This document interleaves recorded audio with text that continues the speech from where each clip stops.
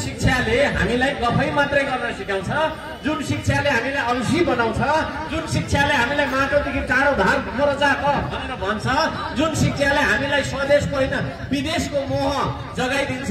म त अमेरिका गएर बस्नु पाए हुन्थ्यो, अस्ट्रेलियामा बस्नु पाए हुन्थ्यो, जापान गएर बस्नु पाए हुन्थ्यो भन्ने खालको शिक्षा हामीले पढिराखेर हुन्छ। आफैले लेख्नुपर्छ, अरूले लेखेको किताब पढ्दैमा हामी विद्वान हुन सक्दैनौँ। आफू के लेख्दैछौँ त आफूले के जीवन जिउँदैछौँ भन्ने कुरा ठुलो कुरो हो।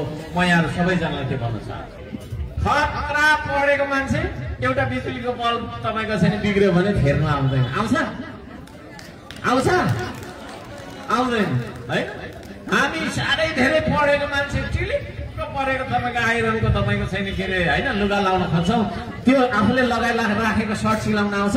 छोराको तपाईँको छैन क्लास बन्दै जाँदाखेरि 5-6 क्लास पुगिसक्यो, जुत्ताको लेस लाउन आउँदैन छोरालाई। आउँछ आफैले लेख्नुपर्छ, अरूले लेखेको किताब पढ्दैमा हामी विद्वान हुन सक्दैनौँ। आफू के लेख्दैछौँ त आफूले के जीवन जिउँदैछौँ भन्ने कुरा ठुलो कुरो हो।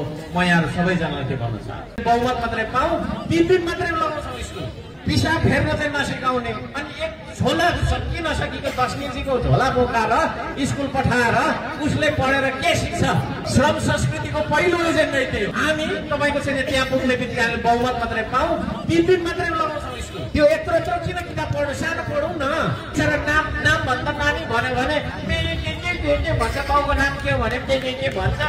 यस्तो नानीलाई एक झोला किताब बोकाएर पठाउँछौँ कि पठाउँदैनौँ हामी?